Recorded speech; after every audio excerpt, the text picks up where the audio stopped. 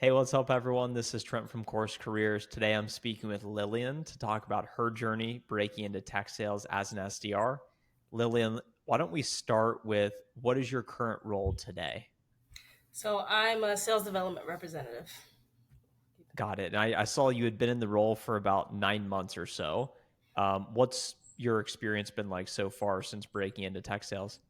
Yeah, it's been great, honestly. I love the company that I'm in right now.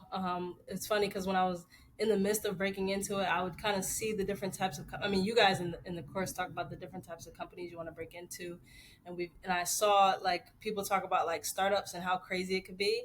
And during the process, I got offers from a startup or an offer from a startup, and then I got an offer from my company, and I'm just so glad after learning more about the industry that I did not go to a startup because it's just like maybe we could talk a little bit about that later, but it's really crazy at a startup. Well, let's get right into that. Have you worked at a startup so you have that contrast between a startup and your current company, or what makes you say that? Because I'm sure there's a lot of people out there thinking about what types of companies to work for, and they may benefit from this insight. Yeah, so I have not worked at a startup, but I interviewed with a few of them. And every once in a while I still interview. Sorry, I keep moving my laptop. Every once in a while I still interview with them, just to see what the opportunities are out there. Because some people, a bunch of them reach out on LinkedIn and stuff like that. But from my experience, just from interviewing, I realized that like if you're at a startup, you kind of have to. Sometimes you kind of have to bring your own process to the company versus at a company like where I'm at is like they already have a process in place and you just kind of fall in line with it, a proven process of how they generate their meetings and everything like that. So yeah, I didn't want to, if I'm brand new into tech sales, I didn't want to, start off at a startup, like a small startup where they don't have a process in place yet. So I didn't want to be a founding SDR because I don't think all startups are like that. Like I think if they're further down the line in their business, then it's probably better. But I didn't want to be a founding SDR. Are there any other pitfalls that early career SDR seekers should watch out for? I would say, um, probably maybe some companies that try to like lowball you. Like, I think where you guys put the metric for the salary is a really good standard of like base salary on average is about 50K. If you find a company that you really want to work for and it's less than 50K, then obviously if you want to do that, go for it. But, some companies might really try to lowball you like 35, 40K base. And it's just like, I would say 50K is a good stand. So I would say just be aware of like salaries that they might try to throw at you. Um, be aware of like jobs that are fake, some remote jobs that are fake. I mean, you guys give enough training to realize for us to like realize like which ones are real, which ones aren't, because we have to reach out to these people anyway. Um, and yeah, I would probably say those are like the biggest ones to pay And attention to. and I think you're totally spot on, but the interesting counterpoint to make note of is the best companies in my experience, they actually tend to pay a little below market rate in some cases because they have such a great brand and so many people want to work for them that they can get away with slightly underpaying because people still want to join and everyone's hitting quota. But then Yeah, eventually when those companies become very mature, then they have to really overpay and they sort of become bogged down. But the more yeah, mature the company, the more mature process and the more brand recognition, so it's a little bit easier. So I think you're right. If there's no process, then you're going to have a tough time if you're just starting. Talk exactly. about your journey breaking into tech sales. What were you doing beforehand? How did you learn about it? And then how did all this come about? Yeah, so I was in digital marketing, which is another course that you guys offer, which is funny. I didn't know you guys even offered it, but I was in digital marketing. I was a media buyer, so I was basically running paid ads for multiple companies and entrepreneurs and everything like that. And that was good. But then, so I was working at an agency, and then I had my son. And then I realized like I didn't want to go back to my job because it wasn't going to necessarily help pay for daycare and rent and all these other things and contribute to my household the way I needed it to. So I just tried to figure out like, okay, I like having a remote job. I don't want to change that, but I do want to move into something where I have a higher earning potential. And sales and marketing are they kind of go hand in hand. And I've done sales in the past in terms of like real estate sales. But So when I was looking for something, I was thinking to myself, what can generate me a higher income, but still be working within a company? And so I came across tech sales, and I saw your videos online. I saw a couple other creators' videos, and I just figured this was like the perfect mix of being able to incorporate my digital marketing skills, of being able to reach out to certain people and, sometimes create content on LinkedIn and stuff like that, and also combine my previous sales skills from real estate. So, yeah, I mean, uh, the conclusion of that is something that was going to provide me a higher salary. Like that was pretty much it. And can you talk about why tech sales allows people to make more money than a role like digital marketing?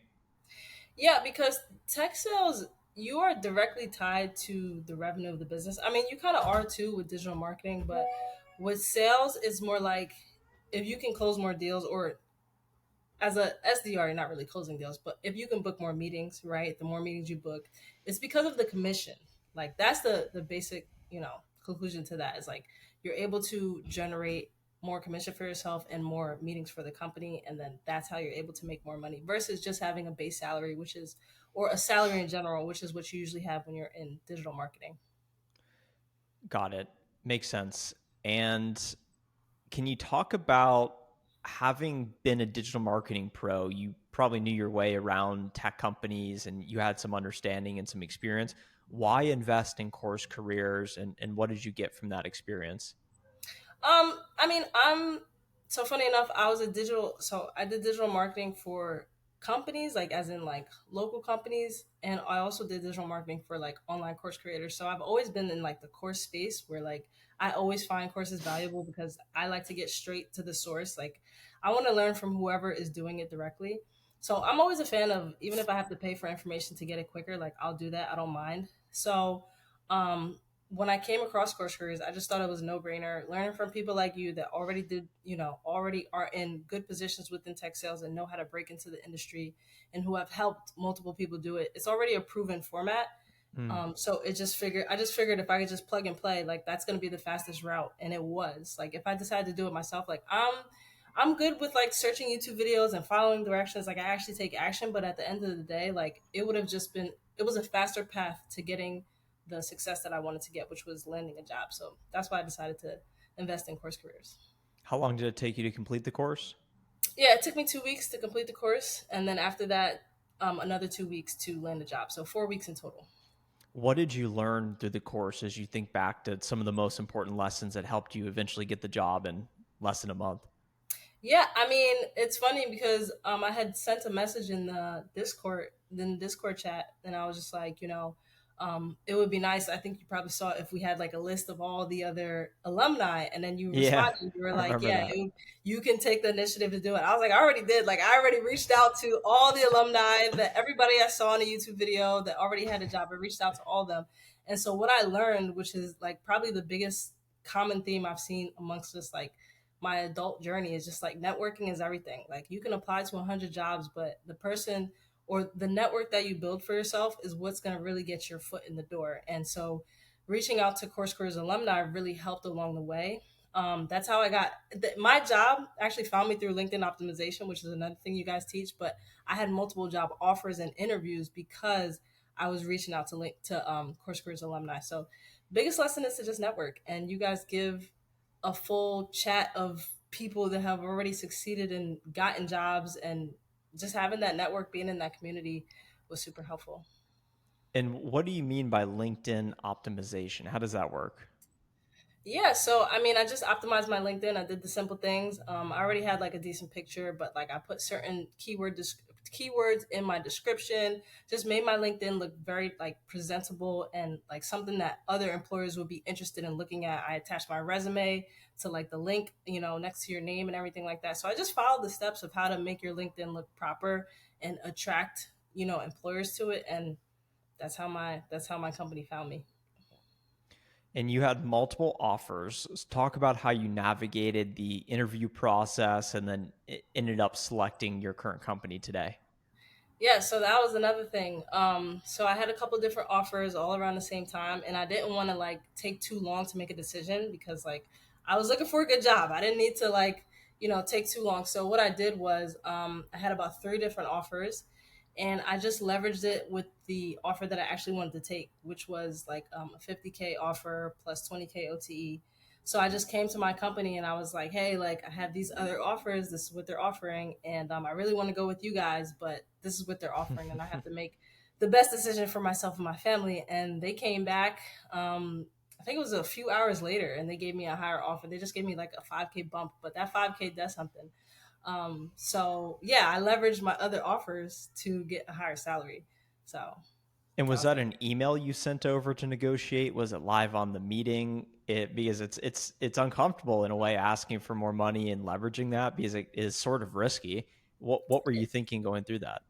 well, it is a little bit risky, but I had an hour long conversation with the head of people at my company, and I basically told him, and I was just like, listen, I'll be honest with you, this is what the situation is. So it was over the phone that I discussed with him, and then he came back with an email that basically said like, we're willing to give you this if you're ready to move forward. We are, and then he sent me like the offer letter and everything like that. So Nice, nice, nice.